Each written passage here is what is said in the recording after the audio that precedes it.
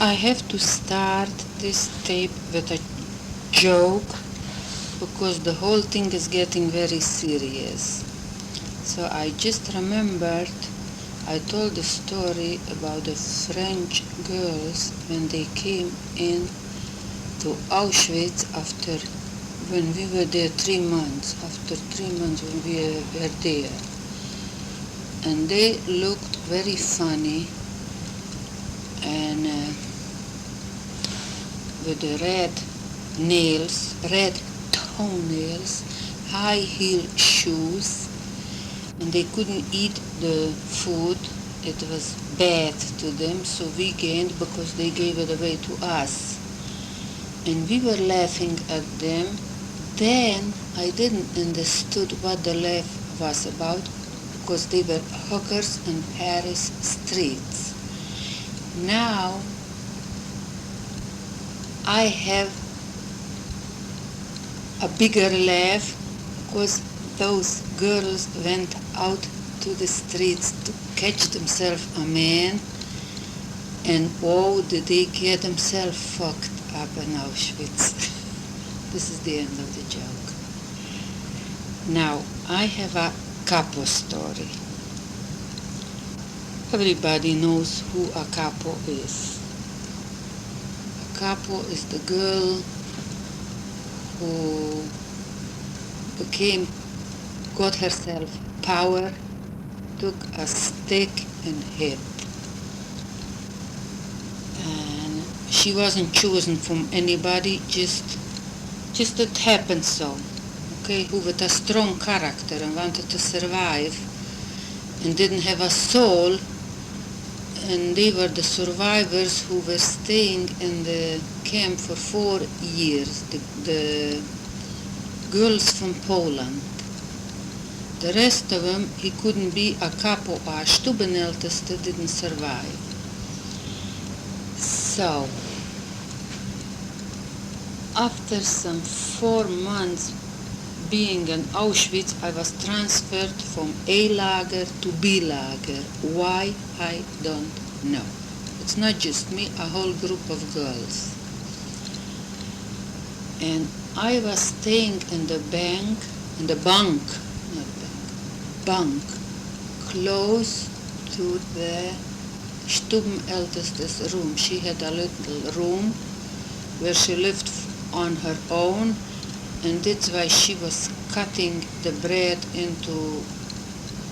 the bread was brought into her room, and she was cutting it, the portions. Every bread was supposed to cut in 4 portions.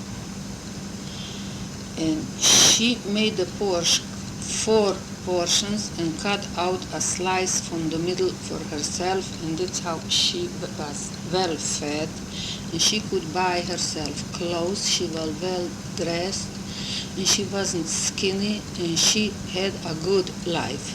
That's what we thought. Now, one night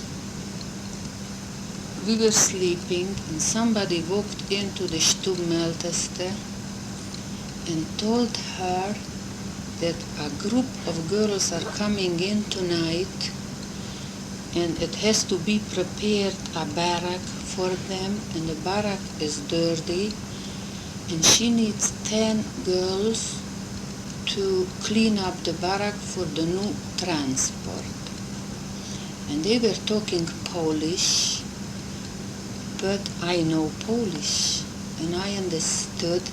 So I woke up all the girls and said, now we get ourselves a job. Because 10 girls were supposed to do the cleaning and lachalek, the food for the rest of them. And those girls were called Stubendienst. Dienst, this means a maid. And when the Blockälteste walked out from her room to choose the girls, we were on the floor, ready for her. So she didn't have any other job than to take us over to this empty barrack and gave us order to in 2 hours to be cleaned because a transport is coming in and it has to be all in order. So we worked very hard and it was ready, and in 2 hours came in a transport from Plaszow. Plaszow was some in Poland, a camp, but this was not the girls who came in for the first time. They were the second time in Auschwitz. They were taken away for some reason to Plaszow, and then Plaszow was surrounded from the Russians, so they came back to Auschwitz. And they were very hungry and very wild, dirty, because they went through all the hair cutting and showers again, just like the first time. But they were very, very hungry. I don't know how many days they were traveling, but we were supposed to put them to bed to sleep. But it was a very hard job. The noise was tremendous. They couldn't get themselves to organize, and we were the ones, the 10 girls, who had to organize them, how many people in a bunk, and the covers, and there was fighting going on and screaming. And then the Blockeltester came out and she says, if you all not keep quiet, get settled down, we'll take you all to the crematorium. So just keep it down, and it's not my orders, it's from the Germans. Finally, after a few hours, it quieted down, everybody lie down, and they went to sleep. The Blockeltester took us into the room and he gave us instruction what our job will be. We have to go to the kitchen and pick Zelapel. We have to stand like anybody else. But after this, the 10 girls, have to go to the kitchen, and from the kitchen bring the food into the barracks. And we are supposed to לחלק, I don't know the word in English. And we had all the instructions we're supposed to do. In the meantime, it was already morning, and go and wake up all these girls and put them in the lines. And they were so wild and so hungry. It was a very, very hard job to do. But finally they were standing in line, and they were counted, and we go to the kitchen and we bring the black coffee and the bread for them. And the minute they saw the breakfast, the strong ones throw themselves on the food, and all those cans with the black coffee spilled over into the floor, and nobody had anything. Because black coffee you couldn't pick up from the floor. But when we went for the lunch was soup, a thick soup. And it happened the same thing. They throw themselves on those cans. It was big cans, like they used to bring in Israel milk in from the farms. There where the food was. And they throw themselves, wanted to grab the food, and the can turned over and the food spilled on the floor, but they picked up the pieces of potato and pieces of other things what was, and ate it, and the rest of them was hungry again. So they were normal people, but very, very hungry and very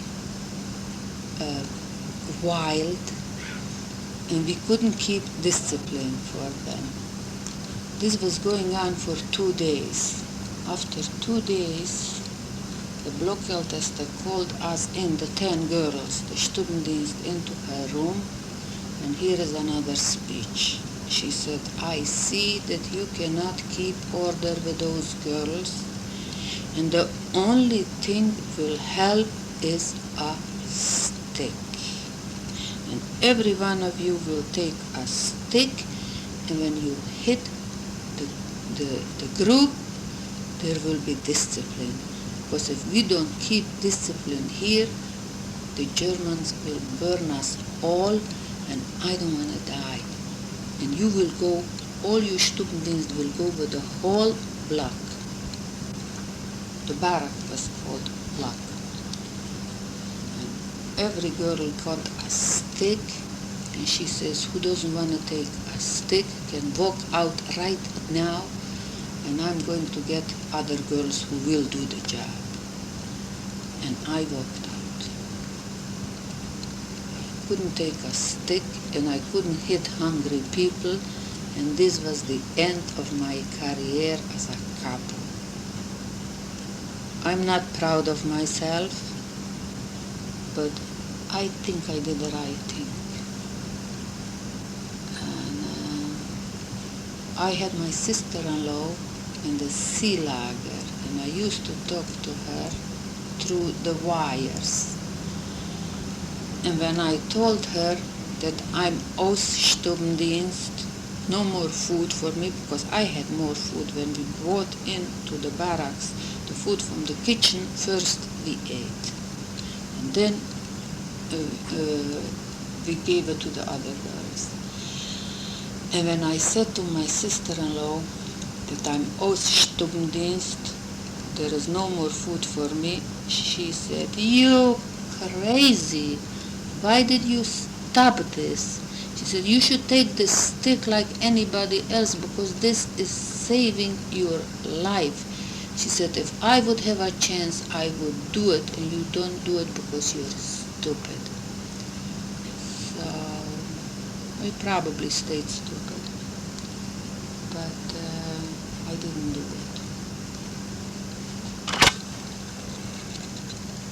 Now, this sister-in-law of mine was Dwyer, Isaac's wife, and she survived the camps, and I found her after the war, some 6 months later, in a hospital in Prague.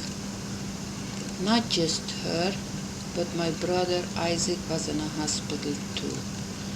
He had his lungs damaged, and she was after typhus, but we called it typhus. And she was very weak, so I went to visit from one hospital to the other every single day. I had nothing else to do, so I visited one person and then the other person, and they were happy that somebody's taking care of them. One day I came into the hospital and Dwyer is gone, and nobody knows where she is. So I ran to Isaac, what happened to her? So he says, they took her away to some place, it's written down on a piece of paper, and I want you to go and find her. What's the place? It's another city, and it calls Mlada Boleslav. And tomorrow morning you go to Mlada Boleslav and find Dwyer for me. I said, but where is it? He said, they said it's an hour from Prague with a Prakevet, a 1 hour ride. So I went to the train station and I asked, when do I have tomorrow a train to Mlada Boleslav? So they said 7 o'clock in the morning. Okay, 7 o'clock in the morning I was there at the station, and I went on to the train, and the train goes for 1 hour, it goes for 2 hours, 4-hour ride. And it stopped of middle of nowhere because there is the station is bombarded and you cannot go any further. So everybody went out and they walked to town. It was a beautiful town. It looked like in Switzerland, surrounded with mountains and trees and little houses. It looked beautiful. but it was a few kilometers, and I came into this little town. So where do I go? To the hospital. Go to the hospital and ask them if this hospital has a patient of the name Dvora Weasel. And they looked through the list. No, we don't. So I said, but yesterday she came in. So they were very helpful. And the man says to me, I have to look through other lists too. I want to help you. And he looked all, it was a big hospital. He went to another place and looked all through the lists, and there is no Dora Weasel in this hospital. And it starts to be dark. So I asked the man, what should I do? I know that she came in because they took her away and this is the address. What should I do? He says, I don't know. I can't help you. I couldn't go back. I don't have a train to go back to. And I cannot go back with nothing. I have to have some information for Isaac. So I went to a hotel. I'll check into a hotel and tomorrow I'll start my search again. I came to the hotel and the clerk by the desk asked who I am with. I said, nobody, just me. So he says to me, I would check you into this hotel, but for a girl it's dangerous. We are full of Russians and we take no responsibility because if they get their hands on a girl, they rape. So I would advise that you not check into this hotel. And it's dark outside. I don't know anybody. Back to the hospital. In the meantime, the doorman was changed. It came in another doorman. And I tell the man in the hospital my story. And I says to him, look, let me sit here in a chair till the morning. I don't know where to go. It's dark out. I don't know anybody. Let me just stay here with you. And he was a very nice man. And he says, I have to investigate. And he started to make calls. And he called many people. And he found out that it came in a bus with sick people from Prague. And they opened up, there was on the hill a sanatorium. And in this sanatorium, they put up the people from Prague. It was a man who owned this sanatorium, and he was a Jewish doctor. They took him away to camp, and the Germans, under the German occupation, they kept this sanatorium for their headquarters. And now that the war is over, the sanatorium was closed. And the man came back and he opened up, the doctor, he opened up the sanatorium, and they brought in some 60 people from the Prague hospital to recover into this sanatorium. And the man, the doorman, got somebody to take me up to the mountains to this place. And I had a car ride to this sanatorium, and it was so beautiful. Everybody had a room for himself. And it was there, and I find Dvora there. And she was so happy to see me. And it was just a night nurse. And I told the story for the night nurse, that I just came to see her, because my brother is very nervous what's happened to her, and I have to stay overnight. So the nurse says, no problem, here next to her is an empty bed, just take it, and tomorrow when the doctor make his visits, we'll talk to him. And I stayed overnight, and the other day when the doctor came and make the visits, and I'm sitting there, and my sister-in-law explains who I am. I came to see her, and who I am, what I am, I could talk to myself too, but she wants to be important. And the doctor asked me, you have a place where to stay? I said, no. He says, you want to stay here? I says, yes, I would love to. So he says, but I cannot keep you as a patient because you're not sick, but I can arrange for you as you stay here as a helper. Just find yourself some job and you can stay as long as you want to. And I stayed in this. I wrote a letter to Isaac, what happened, that Voira's here and I'm here. And guess what my job was? They had 6 men, German soldiers, who were, how you call this?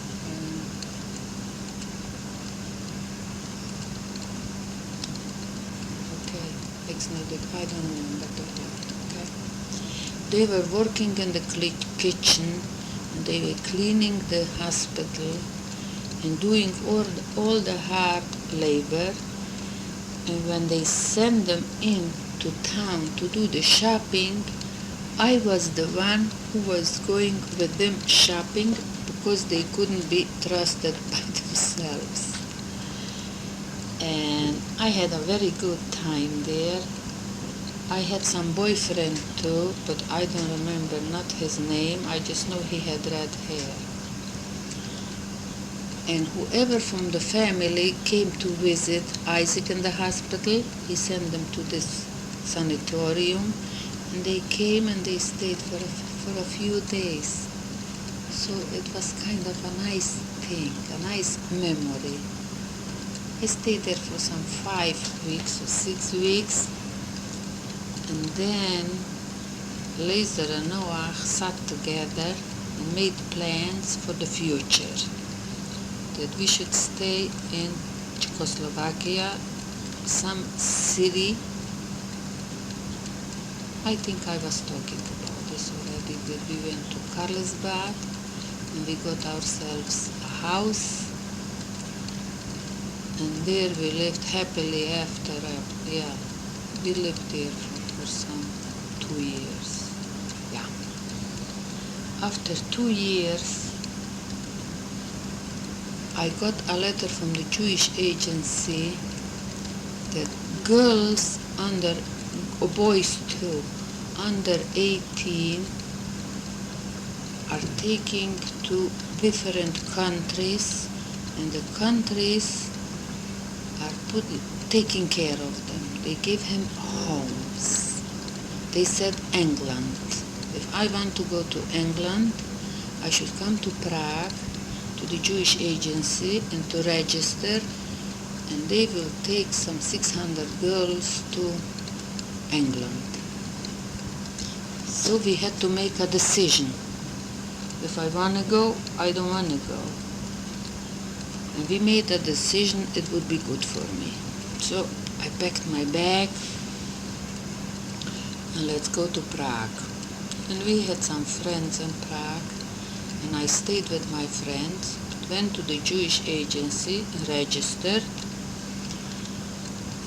and we had to fill out a lot of papers. First of all, we had a checkup about our health, how healthy we are. We got some record against I don't know what, rabies maybe. And a lot of papers were filled out. And it took a few days till they organized the whole thing. And 600 people will be taken away to England. And it came to my line to go, and the quota was filled up.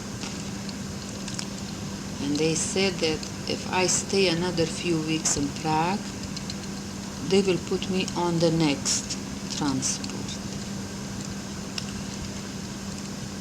But I didn't feel like staying. I said, I have no place where to go back.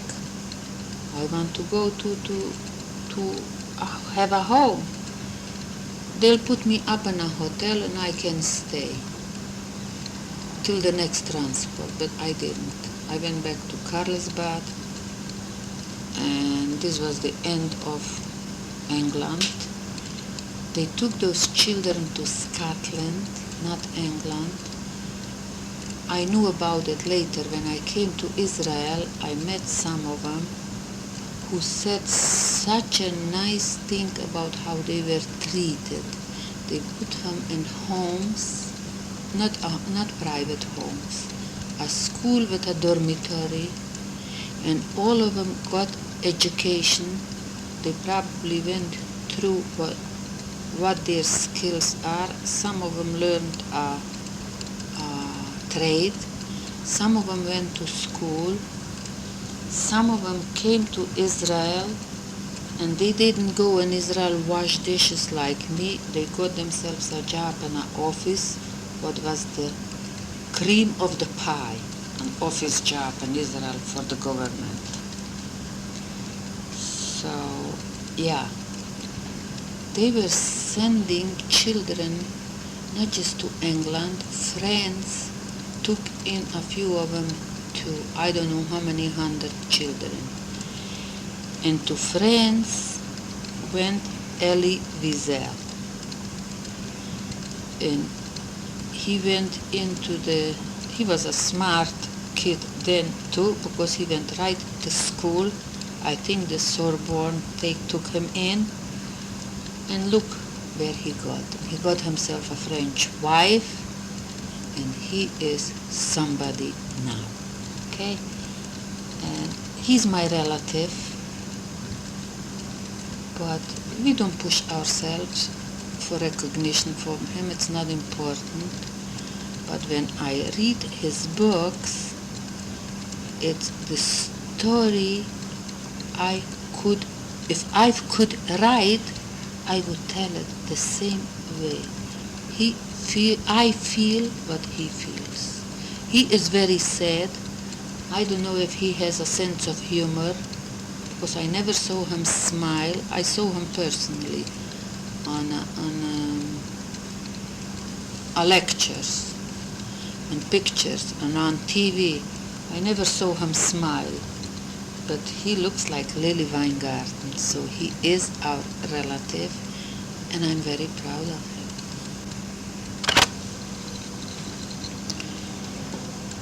Here is my sweater story. Do you people know what a sweater means? A sweater is a very, very important thing in a person. It's cold. When I was on the working camp in Leipzig, when we went to the factory to work, I told already this story that we woke up very early in the morning and went into the washroom to wash ourselves, not to have lice. And everybody left, and I found a white wool sweater somebody forgot. Who had sweaters like this? Not the girls who went to work.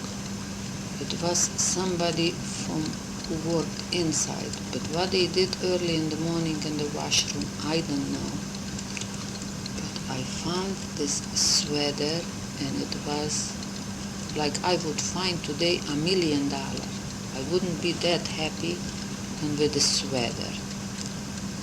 And I ran into my room, and first I have to hide it because I have to go to work. Where can I hide a sweater? So I opened up the pillow, the seam of the pillow. It wasn't a feather pillow. It was straw in there. And I put it into the straw and closed up the pillow and went to work. And was thinking the whole day, how can I wear this sweater and not be recognized, because somebody lost it and somebody will look for it, and if they find me wearing, this is the end of me. So what can I do with this sweater? So a whole day is in my mind, how can I change this sweater? So, a plan was worked out. First, I'll make another shape. I took it apart and I made another fashion of it, but it's still white. The person will recognize it. So I went to the kitchen and got some peels of beets. And I put the beets in water, and the water got red, and I put the sweater into this red water for a few days, and the sweater got reddish somehow. It's not white anymore, and it has a different style. And I was wearing it, but not on top of the dress. I was still afraid they will recognize it. I was wearing it under the dress.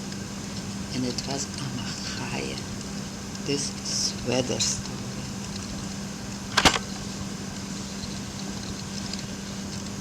My daughter Eva asks me questions about what happened to me before. She's not here now, she cannot ask the question, and I feel stupid talking to myself. And I wonder